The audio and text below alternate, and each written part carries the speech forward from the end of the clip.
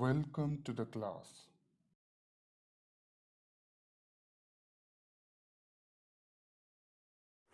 Now finally let us talk about the peptide bond.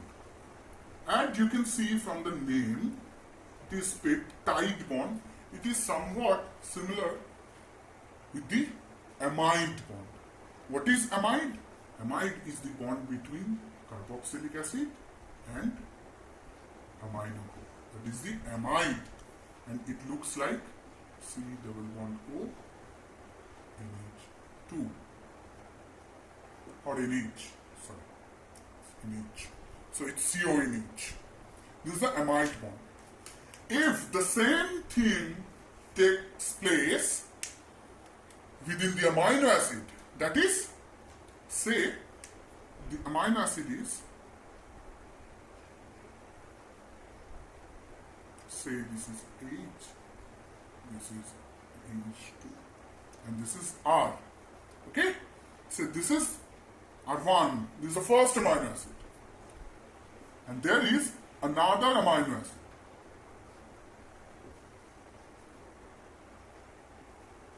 That is R2.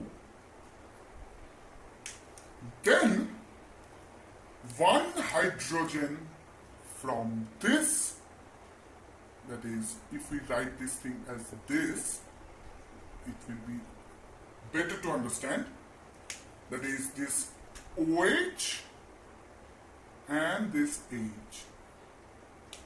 That is, the water is now released.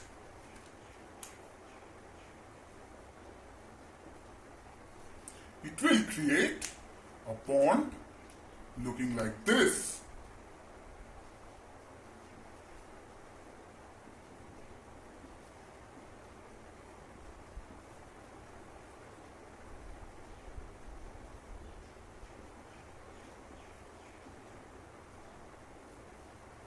Okay?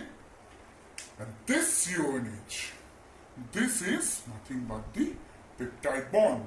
So, a peptide bond is a bond that joins two amino acids. Okay? Or a bond between two successive amino acids in a protein or a polypeptide chain is nothing but a peptide bond. Okay? Now we will be talking about the nature of peptide bond. Okay, before that, so if you add two amino acids, you will find one peptide bond.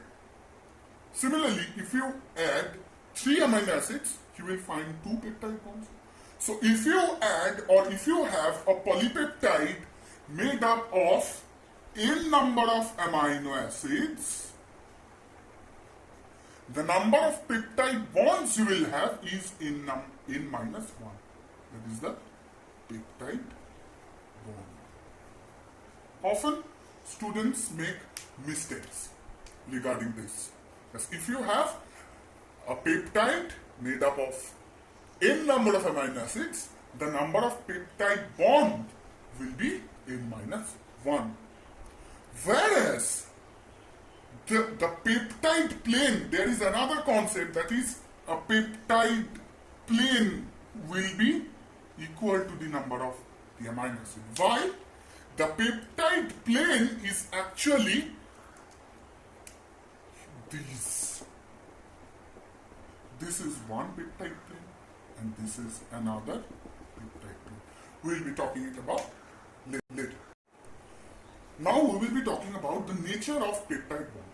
Apparently, it looks like single bond. That is the CN bond here.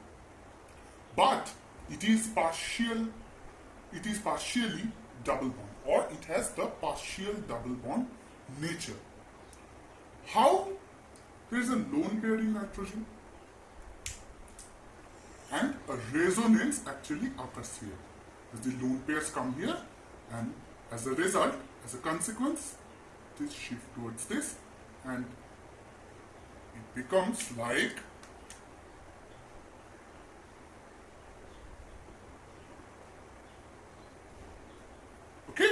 and it becomes N plus. So this is the partial double bond nature of peptide bond. It is very important to understand, okay? Because for this partial double bond nature of the peptide bond, there is no rotation across CN. No rotation is there. If we look at a peptide looking like this, it may look like a bit complex, but it is very easy to understand. Look at the peptide structure very carefully. That is the first one. Here, this carbon is the C alpha, the first amino acid. This is the hydrogen. Here, the yellow one is the R group, and this blue one is the N, and it is the these are the two hydrogen here. So it is the NH2. So this is the C alpha, this is H, this yellow one is R, and this is the NH2. And this one is actually the COOH group, or the CO of the peptide bond. Okay, this is the peptide bond here, as I am showing here. Okay, this is the peptide bond here.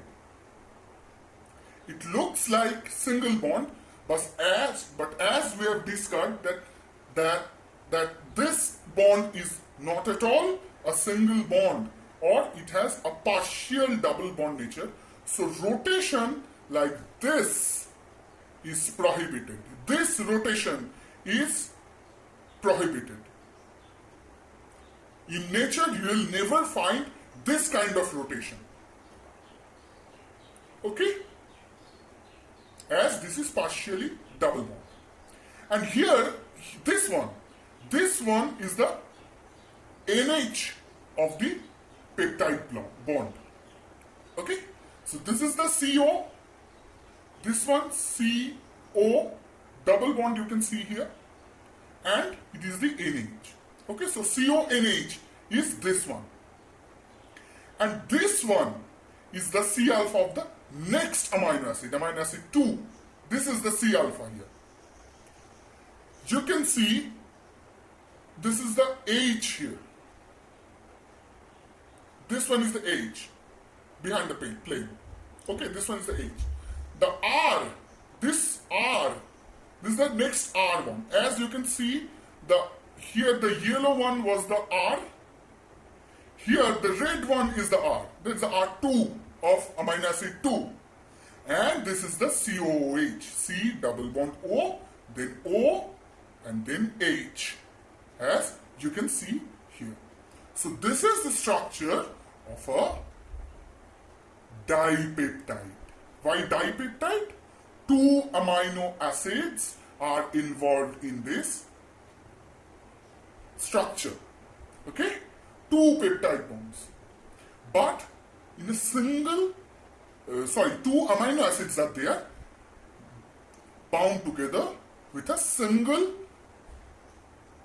peptide bond. Okay? And these 2 amino acids are also considered as peptide planes. And you can see one plane for this amino acid and one plane for this amino acid. So, if you consider a dipeptide, you will find 2 amino acids, 1 peptide bond, and 2 peptide plane. Now, if you look at the structure again, as we have said, the rotation across this very bond, that is the amide bond, is prohibited due to the partial double bond nature of the peptide bond. Then certainly rotation across these 2 bonds, that is the C and C alpha, or here you can see the C alpha. So these rotations are allowed. So the bond between C and C alpha are the rotation around this bond is allowed. Similarly, the bond between C alpha, this one is the C alpha, and the N, okay, is allowed. Similarly, the bond between the C alpha and N, rotation across this bond is allowed. Again, I am repeating, the rotation across this C alpha C is allowed. The rotation across C alpha N is allowed. Here, see, I can rotate this. But the rotation across peptide bond is not allowed due to the double bond or partial double bond nature. So now we have two important bonds other than the CN. Those are C alpha and CN. Let me draw a structure of a dipeptide again. Say this is the C alpha 1. Okay, here is the H, and here is the H to N, and here is the R1. Then there is a CO minus, double bond in H, again C alpha 2. This is the R2, H here, and COH. Now see, I have deliberately drawn the R1 and R2 in transposition. That is, they are just located opposite to each other, not in the same direction. That is not R1 and R2 here or R1 or R2 here. Similarly, the H, they are also located transposition. Now, as I said, that this is partially double bond, so there will be no rotation across this bond, but they are allowed to rotate across this bond and this bond. That is the C alpha C and C alpha N. This rotation creates an angle. See, in this structure, if you put this like this, okay, so here is the C alpha and here is the C, and you are rotating. Okay, now look at this. If you rotate this in this manner, two hydrogen become close to each other, and as hydrogen, they are non-polar or hydrophobic in nature, they will actually repel, and that will create the rotation. That will create the rotation. And as these two H, they cannot come together like this, as they create a steric hindrance. That is why we have written this H in opposite direction or in the transposition, as these two H, that is H of one amino acid and H of the other amino acid, linked together via a peptide bond, they cannot come this close due to the steric hindrance they produce. Similarly, the two R, if they are hydrophobic in nature, if they are similarly charged, say both of them are acidic, that is, this one is aspartate and this one is glutamate, both of them contain CO minus, so they will never be together like this.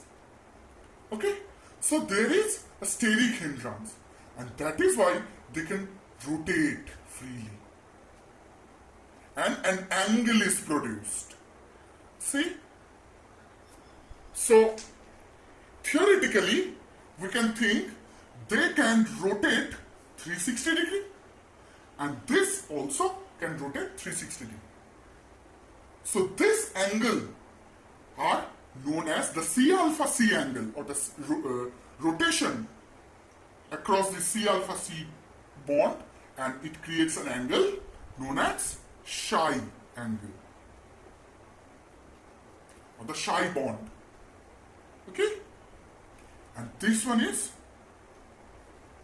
Phi. Okay, how to remember? C Psi. Simple. Never get confused which one is psi. C alpha C is psi or C alpha N is psi. It's simple. C produces psi. C psi and C alpha N phi. Okay. So these two rotation angle are possible for amino acids. This plot is known as Ramachandran plot after the name of Professor G.N. Ramachandran, who graphically presented the possible phi and psi angle or the rotation angles of different secondary structures presenting proteins such as helix, say alpha helix or beta shapes. Okay? See, here you can see that this is the 0 to plus 180 degree of psi angle, whereas this is the phi angle. Okay. And you have 4 different quadrants. Here both the values are plus.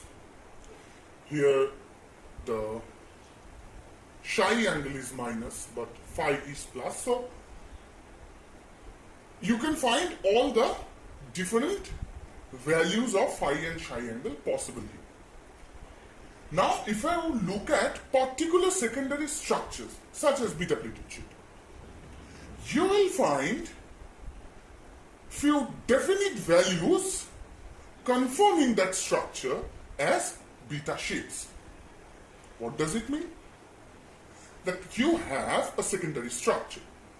If the phi and psi values lie within this blue region, you can confirm that structure to be beta plated sheet. And this blue region is a bit stringent.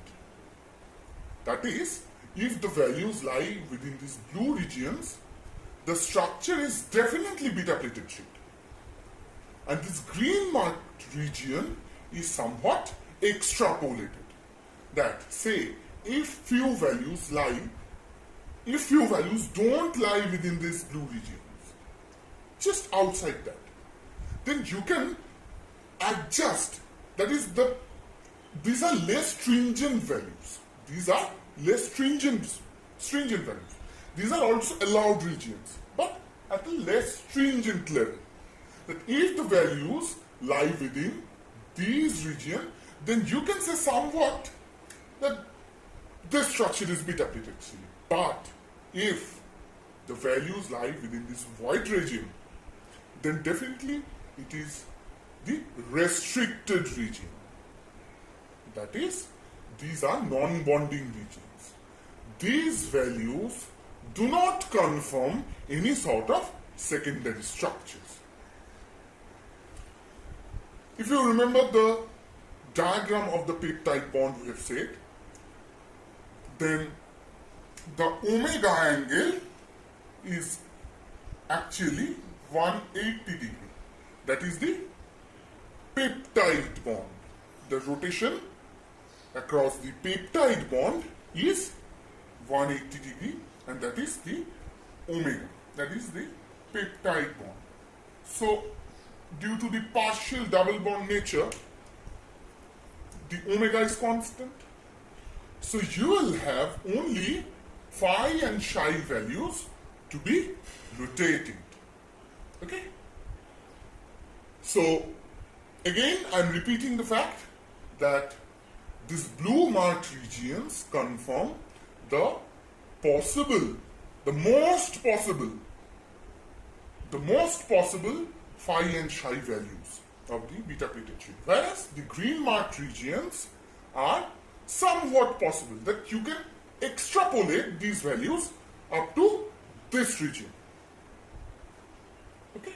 But beyond that, beyond this green barrier, the values are restricted for beta plated sheets. Similarly, this region is for alpha helix. This blue mark is stringent. It is definitely for alpha helix, and you can extrapolate those values up to this. It was all experimental data. the Ramachandran et al., they took all the secondary structures, evaluated them, calculated, and they came up with this kind of plot. This plot has immense application in structure prediction of proteins. Say you have a peptide structure or a peptide sequence, that is the primary sequence, and you are supposed to make an in silico structure, okay, with the help of that protein. Now you have the entire protein structure like this. Now your next job is to evaluate all the Phi and Psi values according to the Ramachandran plan. That is, the in silico data says that you have three beta pleated sheets, two alpha helices, and few turns. And this result is generated with the help of in silico softwares and all, algorithms. Now you have to take all those secondary structures under consideration of Ramachandran plot. That is, you have to validate, you have to co-validate rather, the corresponding Phi and Psi values with the Ramachandran plot. Really, truly, those values lie within the allowed regions of Ramachandran plot or not, you have to validate that. If you find the values, almost all the values lie within the blue marked region, then your structure is fantastic. But all the values lie perfectly within the allowed region. You find 80% of values within the blue marked region and 20% values within the green marked region. That is somewhat less restricted kind of thing. So you can say, yes, your structure is also good, but if you find most of your values lying within this white region, that is a restricted region, you have to consider that structure as a bad one. Got it? So later we will be talking about Ramachandran plot a bit in detail. We will have a separate video on Ramachandran plot later. Till then, bye-bye.